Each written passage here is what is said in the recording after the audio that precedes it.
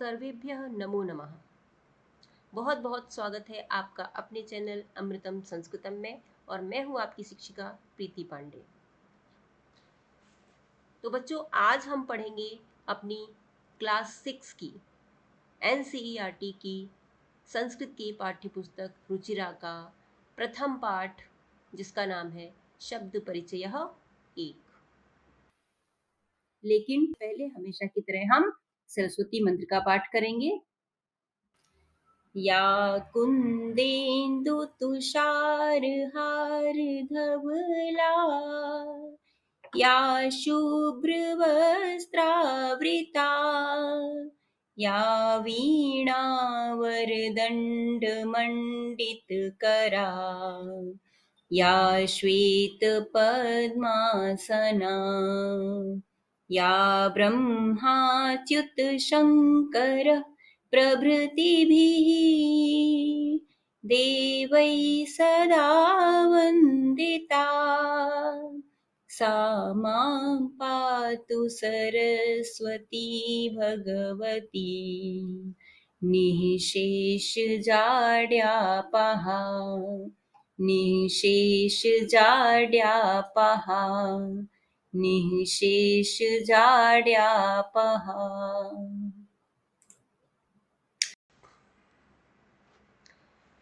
इससे पहले बच्चों, मैंने आपको संस्कृत के शब्दों के बारे में जानकारी दी थी अपनी पिछली वीडियो में, जिसमें मैंने आपको अकारांत, आकारांत, अजंत और हलंत आदि शब्दों के बारे में बताया था। तो उसी में से हम आज यहाँ पर संस्कृत में जो पुल्लिंग रूप होते हैं, अकारांत पुल्लिंग, वो कौन कौन से होते हैं, उनके कुछ शब्दों के बारे में, कुछ अकारांत पुल्लिंग शब्दों के बारे में हम एक छोटे छोटे सेंटेंसेस इस चैप्टर में पढ़ेंगे। तो चलिए शुरू करते हैं। शब्द परिचयः 1। एषः कः, यहाँ पर लिखा हुआ है एषः कः। तो एषः कः का अर्थ है, एषः माने यह, यानी दिस, और कः माने क्या, यानी व्हाट।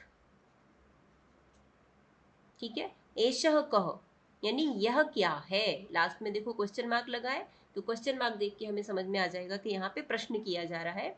एषः कः मतलब यह क्या है। ठीक है, साथ में आपको गिलास का चित्र बना हुआ है और उसके बारे में प्रश्न किया गया है, एषः कः यह क्या है, यानी कि व्हाट इज दिस। ठीक है, अगर हम इंग्लिश में इसका ट्रांसलेशन करेंगे तो हो जाएगा व्हाट इज दिस, यह क्या है। उत्तर एषः चषकः, एषः माने यह, चषकः माने गिलास, यह गिलास है। एषः चषकः, यह गिलास है। ठीक है, क्योंकि ये अभी आप अभी संस्कृत को पढ़ना शुरू कर रहे हो, क्योंकि आप बिगनर्स हो, इसके लिए इसलिए आपको इस तरह के छोटे छोटे वाक्य बनाकर संस्कृत में यहाँ पर सिखाया जा रहा है। जैसे आपने जब आप इंग्लिश पढ़ना स्टार्ट किया था तो आपने यूकेजी में पढ़ा था, यूकेजी एलकेजी में, what is this, this is a ball, what is this is a bat. उसी तरह से आपको यहाँ पर संस्कृत में इसी टाइप के वाक्य बना के समझाने की कोशिश की जा रही है और उम्मीद है आपको समझ में आ रहा होगा। एषः माने होता है यह, कः माने क्या, यह क्या है। तो एषः चषकः, यह गिलास है। आगे बढ़ते हैं। किम एषः बृहत्, किम माने क्या, एषः माने यह, बृहत् माने बड़ा। क्या यह बड़ा है, मीन्स इज दिस बिग। अच्छा देखिए, इस कह में जो ऊपर कह लिखा था उसका भी मीनिंग क्या था, क्या, वॉट, लेकिन वो क्या था, वॉट। लेकिन ये जो किम है, ये किम का मीनिंग क्या है, यहाँ पे प्रश्न करने के लिए पूछा जा रहा है। तो ये जो किम आगे लगा है, ये ठीक उसी तरह से जैसे आप इंग्लिश में हेल्पिंग वर्ब को आगे लगा के बोलते हैं ना, इज दिस बिग। यहाँ पे हम वॉट नहीं लगाते, इज लगाते हैं। उसी तरह से जो किम शब्द है वो यहाँ पर यूज हुआ है, किम एषः बृहत्, क्या यह बड़ा है। तो आंसर दिया जा रहा है न एषः लघुः, नहीं यह छोटा है। बच्चों आपने देखा होगा यहाँ पर कि जो एश, क, एश, चषक, इन सबके पीछे 2 डॉट्स लगे हुए हैं, 2 बिंदु लगे हुए हैं। तो इन 2 डॉट्स को हम क्या कहते हैं संस्कृत में? विसर्ग। ये विसर्ग है। यही वो निशान है, यही वो चिन्ह है जो संस्कृत को हिंदी से अलग बनाते हैं, विसर्ग।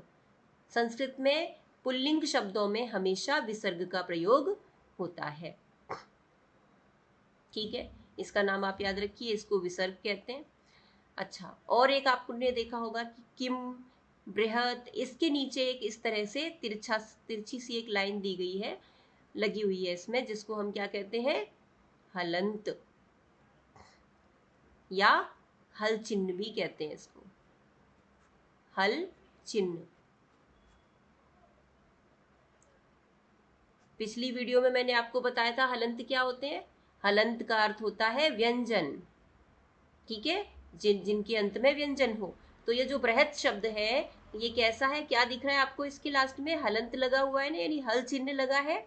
तो ये हल चिन्ह लगा है, इसका मतलब इसमें कोई स्वर नहीं है, इसके लास्ट में व्यंजन है।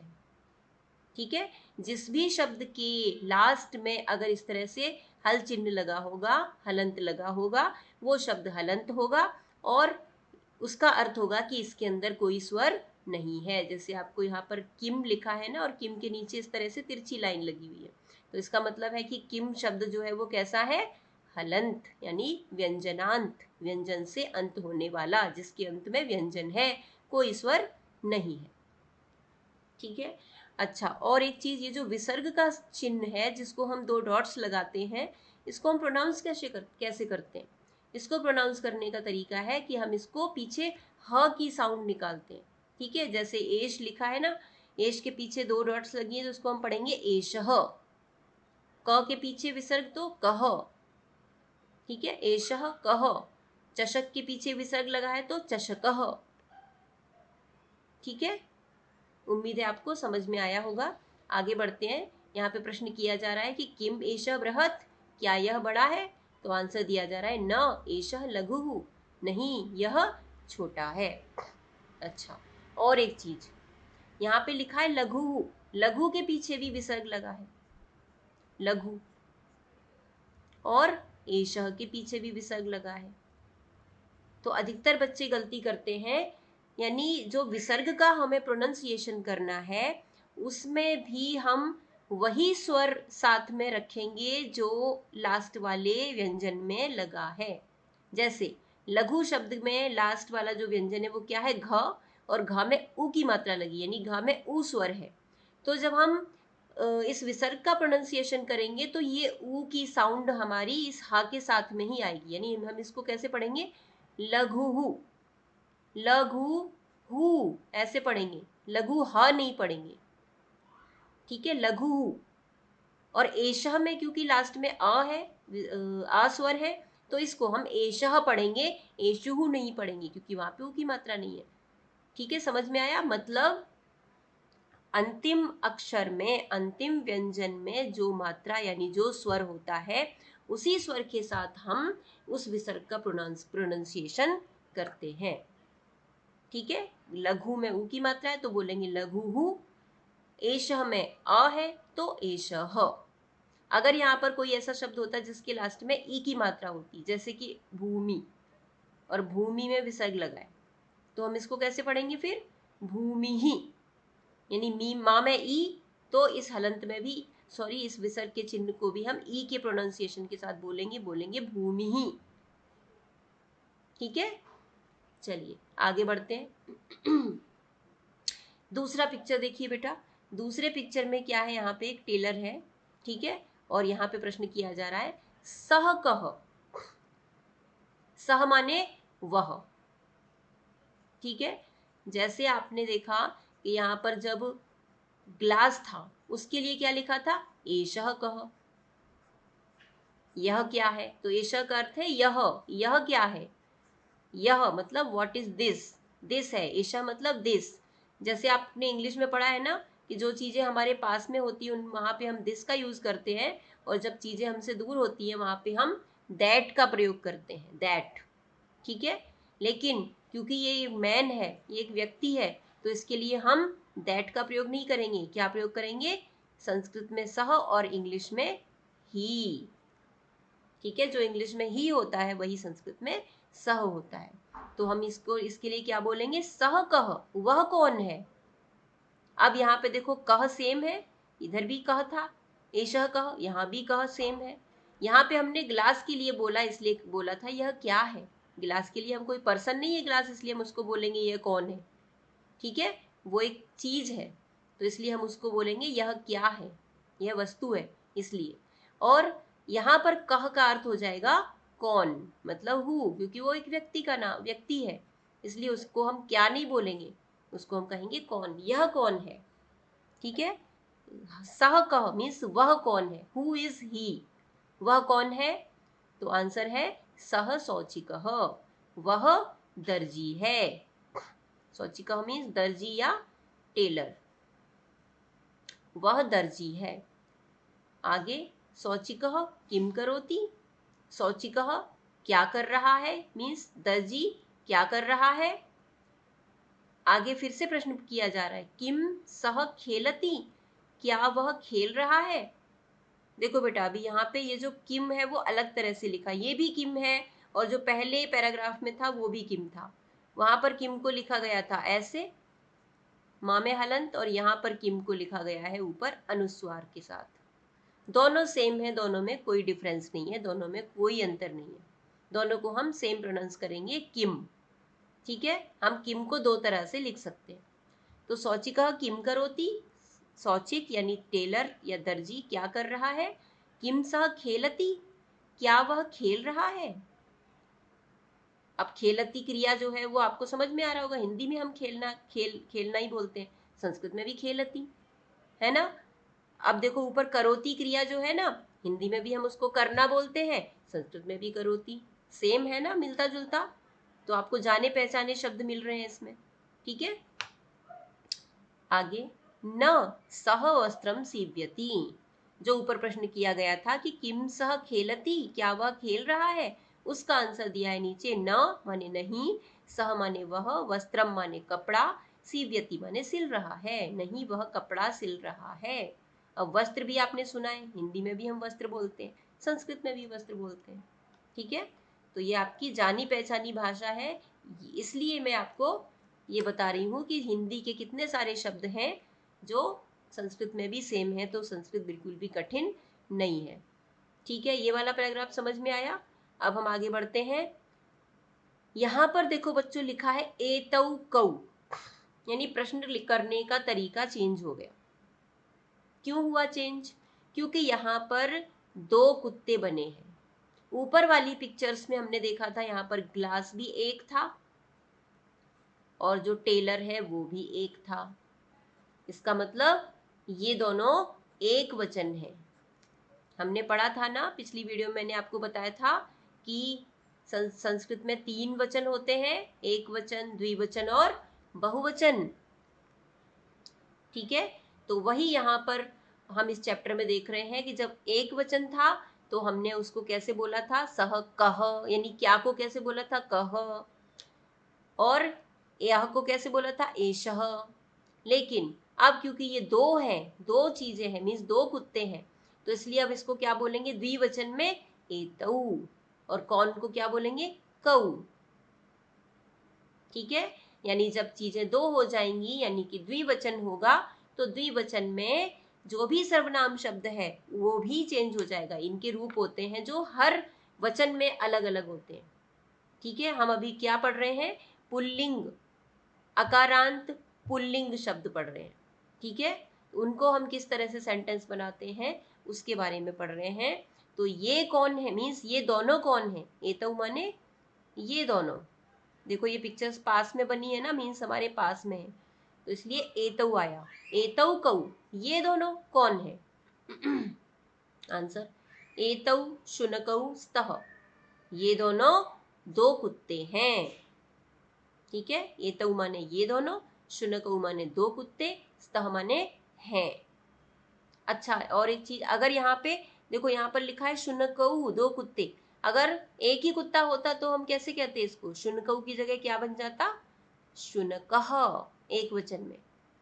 ये बेसिक चीजें हैं, मैं आपको इसीलिए बार बार बता रही हूँ कि इन चीजों को आप ध्यान रखिए। ये बेसिक चीजें हैं जो आपको ध्यान रखना बहुत जरूरी है। ठीक है, अगर एक होता कुत्ता तो हम शुनकः कहते, लेकिन यहाँ पे दो हैं तो शुनकऊ।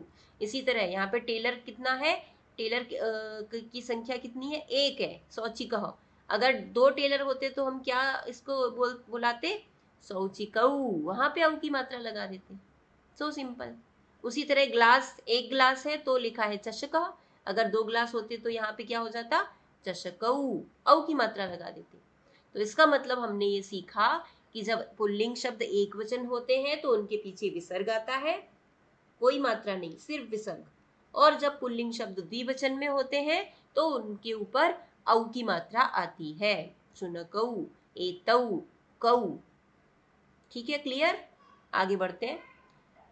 किम एतौ गर्जतः, किम माने क्या, एतौ माने ये दोनों, गर्जतः गरज रहे हैं, गरजना मीन्स रोरिंग, रोरिंग करना, जैसे शेर दहाड़ता है, दहाड़ रहे हैं, क्या ये दोनों दहाड़ रहे हैं। आंसर, न एतौ उच्चैः मुक्कतः, न माने नहीं, एतौ माने ये दोनों, उच्चैः माने जोर से, मुक्कतः माने भौंक रहे हैं, नहीं ये दोनों जोर से भौंक रहे हैं। ठीक है, क्लियर। अच्छा, हम एक चीज और देख लेते हैं। यहाँ पे जब एक वचन वाले सेंटेंस हम पढ़ रहे थे तो उनकी क्रिया को चेक करो। यहाँ पर ये क्रिया है, वर्ब, क्या, करोति, खेलती, सीव्यति, ये क्रियाएं हैं। ठीक है, तो इन क्रियाओं के पीछे कैसे लिखा था, ती, ती, ती, करोति में ती, खेलती में ती, सीव्यति में ती लिखा था। ठीक है, कब, एक वचन में। अब जब द्विवचन आया तो द्विवचन में क्रिया का रूप भी चेंज हो गया। देखो, गर्जती नहीं लिखा है, क्या लिखा है, गर्जतः, ई की मात्रा हट गई है, विसर्ग आ गया है, गर्जतः। तो इन चीजों को आप ध्यान रखिए। अगर एक वचन होगा तो हमें वहां पे करोति इस तरह से क्रिया लगानी है, ती लगाना है उसके पीछे, ती। और अगर द्विवचन क्रिया है तो हम उसमें तह लगाएंगे, गर्जतः। यहाँ पे देखिए स्तः। ठीक है, तो उससे आप पहचान सकते हो कि ये एक वचन था और ये द्विवचन है। यानी जब भी आप सेंटेंस समझेंगे या बनाएंगे तो अगर कर्ता एक वचन है तो क्रिया भी एक वचन की यूज करनी है, और अगर कर्ता द्विवचन है तो क्रिया भी द्विवचन की, और जब बहुवचन आएगा तो कर्ता बहुवचन है तो क्रिया भी बहुवचन का प्रयोग करना है। ठीक है, ये बेसिक चीज है जो आपको याद रखनी है। तो यहाँ पे क्या आया है, द्विवचन में स्तः, गर्जतः, मुक्कतः, सबके पीछे तह तह लगा हुआ है। ठीक है, तो हमने यहाँ पे क्या सीखा इस पैराग्राफ में, दो चीजें, कि जो पुल्लिंग शब्द द्विवचन होते हैं उनके ऊपर औ की मात्रा आती है, और जो क्रियाएं हैं उसमें तह आता है, तह। ठीक है, चलिए यहाँ पे हम सिर्फ इस वाक्यों का मीनिंग ही नहीं समझना है, उसकी ग्रामर भी समझते जाना है। ठीक है, जब इस तरह से आप पढ़ेंगे समझेंगे तभी आपको संस्कृत समझ में आएगी और आसान भी लगेगी। चलिए आगे बढ़ते हैं। अगला पैराग्राफ, इस पैराग्राफ में क्या है, यहाँ पे दो बैल बने हैं, इन दो बैलों के ही बारे में हम पढ़ेंगे। यहाँ पे जो एक किसान है इसके बारे में नहीं है, क्योंकि हम अब द्विवचन पढ़ रहे हैं। ठीक है, तो तऊ कऊ, तऊ माने वे दोनों, अगेन ये दोनों दूर है ना हमसे, इसलिए वे दोनों आया, तऊ। यहाँ पर कुत्ते पास में थे, इनका चित्र पास में बना था, इसलिए यहाँ पे क्या लिखा था, एतऊ। लेकिन जब दूर है तो तऊ, तऊ कऊ, वे दोनों कौन है,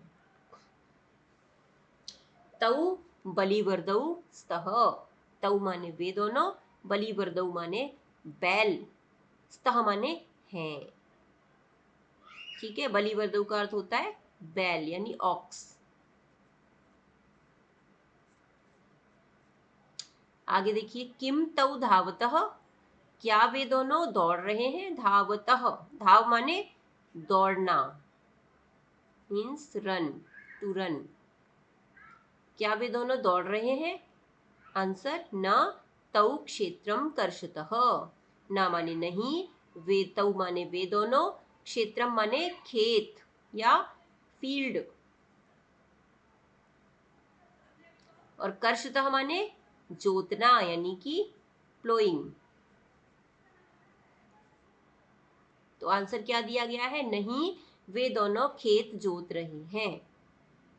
क्लियर, फिर से एक बार देख लेते हैं। तऊ कऊ, वे दोनों कौन है? तऊ बलिवर्दौस्तः, वे दोनों बैल हैं। किम तऊ धावतः, क्या वे दोनों दौड़ रहे हैं? न, नहीं, तऊ क्षेत्रम कर्षतः, नहीं वे दोनों खेत जोत रहे हैं। क्लियर हुआ सबको? एक वचन हमने देख लिया, एक वचन में कर्ता क्रिया किस तरह से होती है, उनके रूप क्या होते हैं वो हमने देख लिया, और द्विवचन में कर्ता क्रिया के रूप कैसे होते हैं वो भी हमने यहाँ पर देख लिया है। ठीक है, आगे बढ़ते हैं। अब देखिए यहाँ पर हम बहुवचन रूप देखेंगे, अकारांत पुल्लिंग शब्दों का बहुवचन रूप। यहाँ पर क्या है, 4 बैग रखे हुए हैं। ठीक है, ये बैग्स हैं, तो उनके लिए किस तरह से प्रश्न किया गया है, एते के, यानी ये सब के माने क्या है, ये सब क्या है, एते के। आंसर, एते स्यूताः सन्ति, एते माने ये, स्यूताः माने बैग्स या थैले, ये सब बैग्स हैं। ठीक है, अब देखिए है के लिए भी शब्द बदल गया, संति आ गया। जब द्विवचन था तो क्या था, स्तः, स्तः था द्विवचन, और बहुवचन में क्या है, संति, मीनिंग दोनों का सेम है। ठीक है, क्या है, बहुवचन। एते स्यूताः सन्ति, ये सब बैग्स हैं। अच्छा, अब देखिए यहाँ पर जो पुल्लिंग शब्द है स्यूतः, बैग का, उसको कैसे लिखा गया है, स्यूताः, स्यूताः, यानी आ की मात्रा लगी है और विसर्ग लगा है। अगर ये एक वचन होता, एक ही बैग होता, तो हम उसको कैसे लिखते, स्यूतः, यानी मात्रा नहीं आती।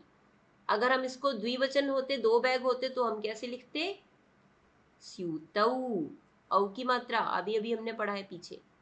और अब हम बहुवचन रूप पढ़ रहे हैं, तो बहुवचन में कैसे होता है, आ की मात्रा के साथ विसर्ग, स्यूताः। ठीक है, तो एते के ये सब क्या है, एते स्यूताः सन्ति, ये सब बैग्स हैं। किम एते हरितवर्णाः, किम माने क्या, एते माने ये सब, हरितवर्णाः हरे रंग के हैं। आंसर, नहीं, नहीं एते नीलवर्णाः सन्ति, ये सब नीले रंग के हैं। वर्ण माने रंग, नील माने नीला, हरित माने हरा, सिंपल है। जो हम इंग्लिश में नीला, सॉरी हिंदी में नीला कहते हैं, संस्कृत में नील, हिंदी में हरा कहते हैं, संस्कृत में हरित, और वर्ण माने रंग। ठीक है, समझ में आ गया? एक बार फिर से देख लीजिए।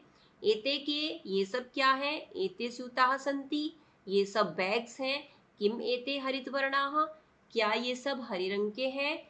नहीं, एते नीलवर्णाः सन्ति, नहीं ये सब नीले रंग के हैं।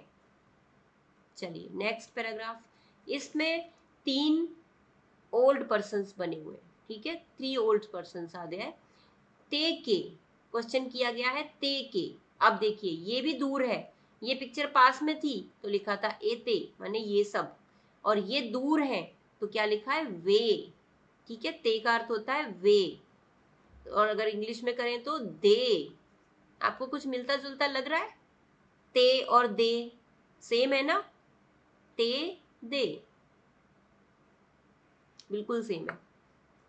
ठीक है, चलिए, सो ते के यानी वे सब क्या है, ते वृद्धाः सन्ति, वे सब बूढ़े हैं, वृद्धा माने वृद्ध, ओल्ड पर्सन। ठीक है, वे सब, और या बुजुर्ग भी हम कह सकते हैं, वे सब बुजुर्ग हैं। अच्छा, ये वृद्ध शब्द भी आपके लिए नया नहीं है, हिंदी में आपने पढ़ा है वृद्ध। ठीक है, ते वृद्धाः सन्ति, वे सब बूढ़े हैं, वे सब ओल्ड पर्सन्स हैं, वे सब बुजुर्ग हैं। किम ते गायंती, किम माने क्या, ते माने वे सब, गायंती गा रहे हैं, सिंपल, गाना बोलते हैं हिंदी में गाना, ऐसे ही संस्कृत में गायंती। अब ये यहाँ पर बहुवचन रूप है ना, वे यानी बहुवचन है, तो इसलिए क्रिया भी चेंज हो गई, क्या आई यहाँ पे, नती, गायंती। ठीक है, नहीं ते हसंती, नहीं वे सब हंस रहे हैं, तो देखिए हसंती बहुवचन में, ठीक है, यानी जब एक वचन में था तो कैसे था, सीव्यति, सिल रहा है, ती लगा था। दूसरी जगह गर्जतः, द्विवचन में गर्जतः, यानी उसके पीछे तह लगा था। और अब हम बहुवचन पढ़ रहे हैं तो वहां पे कैसे लगा हुआ है, हसंती, यानी उसके पीछे ती लगा हुआ है, ती। ठीक है, तो ये भी आप याद रखेंगे, एक वचन की क्रिया के पीछे ती, द्विवचन की क्रिया के पीछे तह, और बहुवचन की क्रिया के पीछे ती। इसको मैं शॉर्ट में भी लिख देती हूँ, ती तह ती, ये आप शॉर्ट में भी याद रख सकते हैं। ठीक है, एक वचन ती, द्विवचन तह, बहुवचन ती। ठीक है, तो मुझे उम्मीद है आपको समझ में आया होगा। एक बार हम इसकी समरी देख लेते हैं, फिर से हमने क्या देखा यहीं से देख लेते हैं कि अगर एक वचन, पुल्लिंग शब्द एक वचन होते हैं, एक एग्जाम्पल हम लेते हैं, यहाँ पर बैग का ही ले लेते हैं। तो जैसे अगर एक बैग होता है यहाँ पे तो क्या होता, स्यूतः, यानी एक वचन में नो मात्रा, ओनली विसर्ग। द्विवचन में स्यूतौ, यानी औ की मात्रा, और बहुवचन में स्यूताः, अर्थात बहुत सारे बैग, बहुवचन। ठीक है, मैं इसके ऊपर लिख भी देती हूँ, एक वचन, द्विवचन और स्यूताः बहुवचन। ये हो गई कर्ता की बात, सब्जेक्ट की बात। इसी तरह से क्रिया में सीव्यति एक वचन,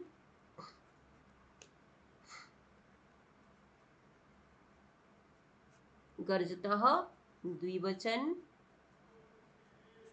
हसंती बहुवचन।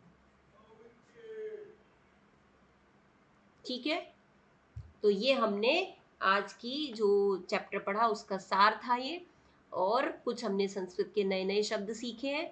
ठीक है, वो हम देख लेते हैं यहाँ पर, जैसे कि चषकः माने ग्लास, बृहत् माने बड़ा, शौचिकः माने दर्जी या टेलर, खेलती खेल रहा है, सीव्यति सिलाई कर रहा है या करता है, एक ही बात है, शुनकौ दो कुत्ते, गर्जतः गरजते हैं, उच्चैः जोर से। ठीक है, तो उम्मीद करती हूँ कि आप लोगों को ये चैप्टर, ये पाठ अच्छी तरह से समझ में आया होगा।